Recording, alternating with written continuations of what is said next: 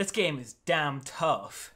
So Mega Man 11 is recently released on pretty much all platforms, PS4, Xbox One, PC, Nintendo Switch. Shout out to Capcom, by the way, for sending me a review copy of this game.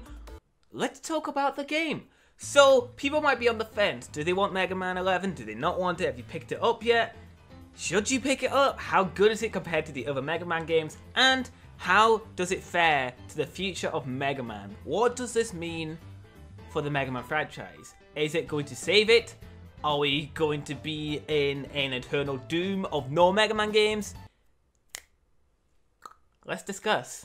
So, I think Mega Man 11 is pretty good for a modern Mega Man game. So, previously with Mega Man 9, Mega Man 10, they went back and they did the entire 8-bit art style all over again, removed the abilities like the slide and the charge shot. It just was really limiting. They really wanted to emulate that classic feel of Mega Man.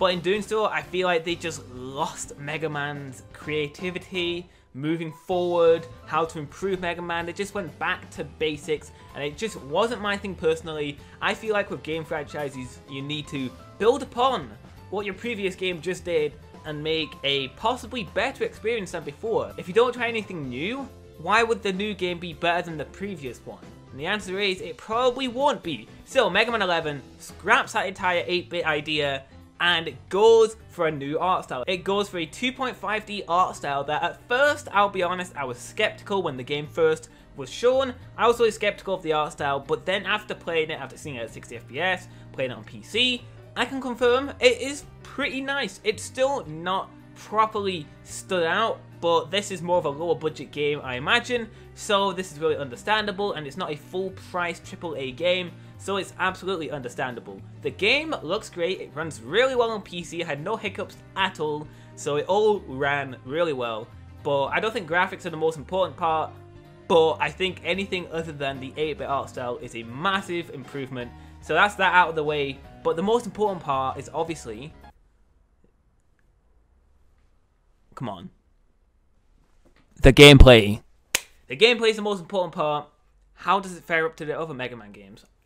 Pretty well, actually. The game is tight, it's responsive, as you've probably seen from the gameplay itself. It's all pretty tight. These really small blocks you have to jump on top of, it's really easy to navigate. I never had any issues, unlike Mega Man 1, where it looks like you're on ice the entire time. With Mega Man 11, none of that. It's really well made. It feels really good to control. Never had any issues with the control itself. I had issues with some of the precise platforming you needed to do. So there'll be sometimes these segments that look way easier than they actually are. Specifically, there'll be a platform on the bottom floor and there'll be a roof on the top. They'll be kind of packed closely together. You need to jump at the very edge of that platform, or you're going to jump on the roof and you're going to fall down. I had issues like that quite a few times through the entire game, and I just think that's due to the level design being a tiny bit sloppy, but only in those specific areas. Overall though, the level design, solid, really solid. Some of these are the longest Mega Man stages I've ever played in the classic Mega Man franchise. I can't recall any of them being longer than this, but that does come with a new issue, and the new issue is checkpoints. So you die in the game, right? You will get sent right back if you didn't get just far enough. You'll get sent right back to the beginning. And sure, this helps hone your skills, this helps you memorize the level you've just done, but when that happens 3 or 4 times, it gets kind of tedious. So I think this is something that may sort of need to be addressed, and I know what they're going for. They really want to go for the adrenaline. They want to make you feel intense while playing these stages. If there's checkpoints everywhere, you kind of lose that sense of urgency. So I do understand where they're coming from. I just feel like they should find maybe a better solution to that, because I'll be honest, I'm crap at Mega Man. I'm so bad at Mega Man.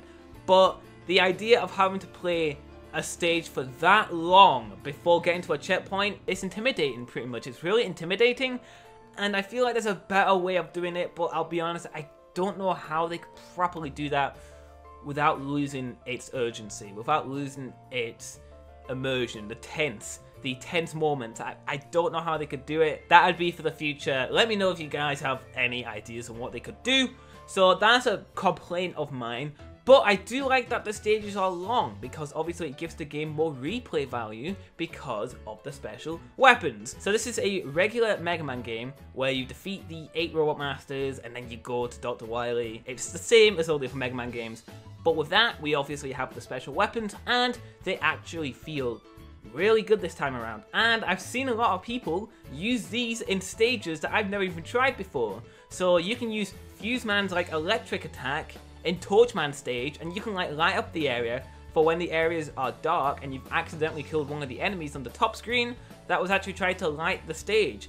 Things like that are in all of the stages in the game. Every special weapon has a purpose, and I think that's just kind of badass. And obviously, as always, special weapons are weak against certain Robot Masters, so they'll be really easy to kill once you know the patterns, once you've done experimenting.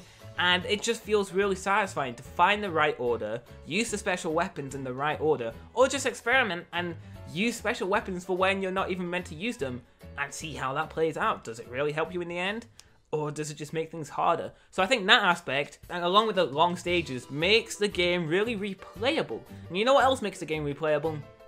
The difficulty options. Like, oh my god, the difficulty options are impossible. The last difficulty option, Superhero Mode, is the hardest thing I've ever tried to do. So I didn't actually have too much of an issue getting to the end of the stages, because this mode, it gives the enemies extra hit points and it doesn't let you pick up any health. So you have to be really careful on what you do. But when you get to the boss, oh my god, when you get to the boss, they're like absolutely insanely powerful and you just get destroyed. I went to the end of Blockman stage and that massive robot was just bam, bam, bam, punching seconds lightning fast, and it was impossible to avoid. It was really intense. It was pretty fun, but I never actually beat Superhero Mode. I'm really sorry. I'm a scrub. I'm really sorry. I'm so sorry. But it is difficult, and for hardcore Mega Man fans, it's perfect. It's perfect. That will have you playing the game for ages on end, unless you're a Mega Man absolute god, which of course I am not. But obviously for casual players we have also easy, and when we have normal, so it suits any type of player, which is really good. It's a good way to introduce people to Mega Man, because there is a backstory this time on how Dr. Light and Dr. Wily actually split up in the first place, and that was obviously because of the new feature. I can't believe I've not even discussed this yet. The double gear system. So the double gear system allows you to either have insanely powerful shots from your buster or special weapons, or you can slow down time. Because you're so fast, everything around you slows down. So those two new features actually really help spice up the game. I used the slowdown gear a lot. I pretty much use that for the majority of the game. It makes things a bit easier, but the game never actually forces you to use them. You can complete the entire game without actually using them at all, and that's pretty fantastic. If you want to go super duper hardcore, go to Superhero Mode and don't ever use a single double gear system. Don't use them and you'll see how difficult it is, because oh my god, it's so difficult. But that's Mega Man, and I don't feel like it was difficult in a cheap sense. Maybe there were a couple moments where you couldn't possibly see what was going to happen, but for the most part, this is good challenge. This is good difficulty. It's not this BS challenge. It's genuine hard challenges. So that's really great to see, and that's the main game itself. I don't want to discuss spoilers or anything. You'll see that when hopefully you play the game and you get to the end of the game and you see everything that happens. But there is one more feature and I didn't have too much time to play around with, and that's where the challenges. So there's multiple different challenges. There's like time attacks. There's this mode where you have to pop certain balloons and avoid the other type of balloons. Didn't have too much time to mess with these, but I feel like if you really want to get the fullest out of Mega Man 11, go for them. Whereas for me, I was pretty content with the main game itself and trying all the difficulty options. I was pretty content with that, so I just kind of avoided most of the challenges. I just wanted to play them for this video right here to let you all know how they play out. They play out pretty good. The main question is though, what's coming next for Mega Man? Does Mega Man 11 save the franchise?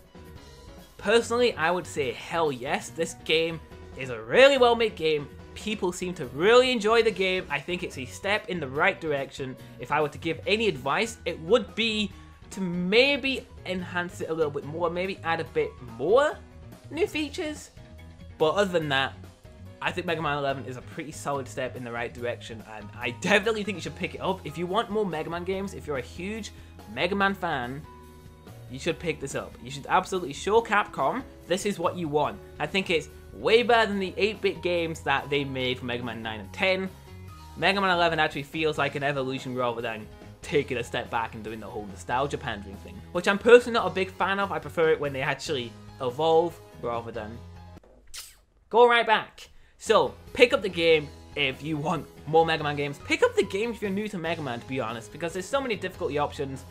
I think it's a perfect start, honestly. I know it's Mega Man 11, which might sound intimidating to new players, but honestly, you really don't need to know the backstory or anything to play Mega Man. So I would say, pick it up. I think it's pretty damn good. I've not even played all the Mega Man games, and I played Mega Man 11. I fitted right in. It was great. So I would definitely suggest picking it up. But that's everything I've got to say. I think it will save the franchise. I wholeheartedly believe Mega Man 12 is just a few years away. Even a couple of years. It could be coming out next year or 2 years. I think it's coming. Honestly, I think Mega Man 11 is a sure thing. But if you don't think so, or if you do think so, and what do you think of the game, let me know in the comments below. That's everything I've got to say. Shout out to Capcom again for sending me the game to review. Appreciate it very much, Capcom. Thank you very much. But that is everything I've got to say. Thank you all for watching. And peace out, my dudes.